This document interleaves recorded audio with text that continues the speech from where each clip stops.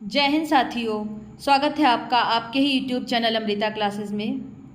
क्या आप लोग जानते हैं कि Uttar Pradesh police sub inspector की ट्रेनिंग कैसे होती है? क्या बहुत ज़्यादा हार्ड होता है या बहुत ज़्यादा इजी होता है? आज मैं अपना जो ट्रेनिंग एक्सपीरियंस है कि किस तरह से मेरी ट्रेनिंग हुई थी, सारी चीज़ें आज आप लोगों से डिस्कस करूँगी कि किस तरह से मेरी ट्रेनिंग हुई थी। तो जब आप सारे स्टेज क्लियर कर लेते हो, रिटन एग्ज़ाम, फिज़िकल, मेडिकल, तब आपका फाइनल कॉल लेटर आता है। जब फाइनल कॉल लेटर मिलेगा तब आप जाओगे ट्रेनिंग सेंटर। ट्रेनिंग सेंटर पे आपको और भी डिस्ट्रिक्ट से जो भी सिलेक्टेड हुए हैं सब आपको मिलेंगे वहीं पे ही। फिर आप लोगों को क्या किया जाता है, जैसे जितने भी वहाँ पे है एक एक टोली में बांट दिया जाता है। एक एक टोली में 30-30 लड़कियाँ रहती है या लड़के रहते हैं। तो जब हम लोग वहाँ ट्रेनिंग सेंटर गए तो हम लोगों को एक एक टोली में बांट दिया गया। टोटल हमारे 8 टोली बनी थी जिसमें 30-30 लड़कियाँ हम लोग थी। अब ये टोली जो बनाई जाती है वो इसलिए कि ये जो टोली होती है एक साथ ही चलेंगी, एक साथ ही कुछ काम करना है, सब एक साथ ही करना होगा। यानी कि हमें ग्राउंड जाना है, साथ में जाना है। ग्राउंड में जब पीटी परेड सारी चीज़ें होगी हमारा साथ में ही होगा। हम स्कूल जाएंगे तो भी साथ में ही जाएंगे। और फिर ग्राउंड में आपका पीटी होता है, परेड होता है, सुबह शाम आपके पीटी परेड होता है। वह बहुत हार्ड ट्रेनिंग होती है।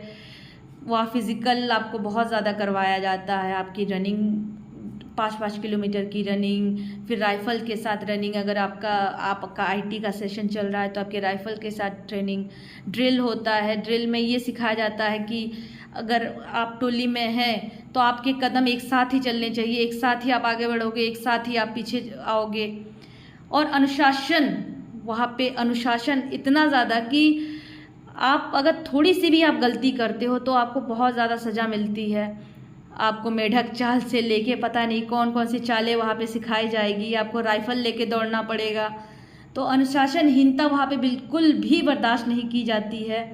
और अगर टोली में किसी एक ने भी गलती करी होती है तो सज़ा पूरे की पूरे टोली को मिलती है।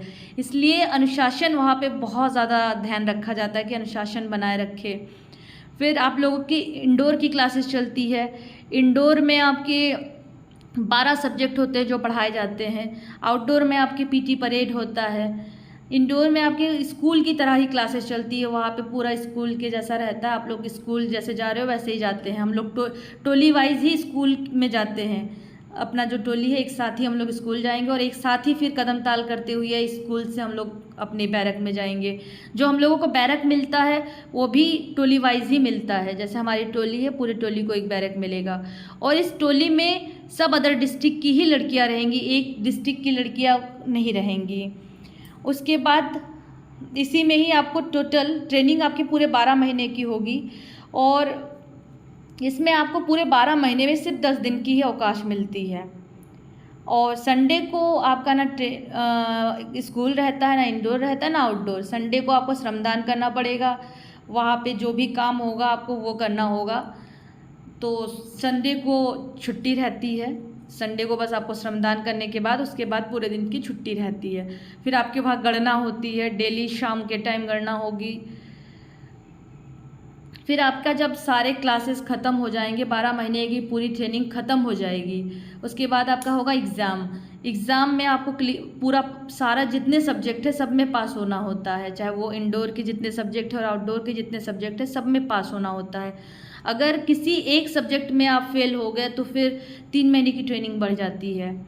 फिर उसी सब्जेक्ट के लिए 3 महीने ट्रेनिंग बढ़ेगी, उस सब्जेक्ट को पढ़ाया जाएगा। या आउटडोर या इंडोर की क्लासेस है, जैसे आउटडोर की है तो वो पीटी परेड है तो वो होगी।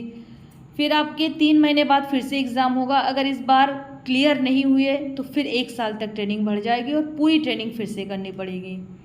उसके बाद भी अगर कोई फेल हो जाता है फिर कोई बात नहीं, फिर आपको स्टार्टिंग से ही आना पड़ेगा पूरा एग्ज़ाम दे के ही।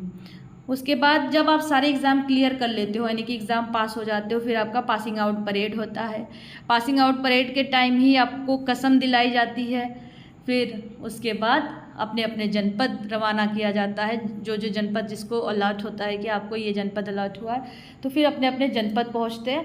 फिर जनपद में भी 1 साल की अंडर ट्रेनिंग चलती है। उसके लिए मैं आगे की वीडियो में बताऊँगी। आज के लिए बस इतना ही। Thank you.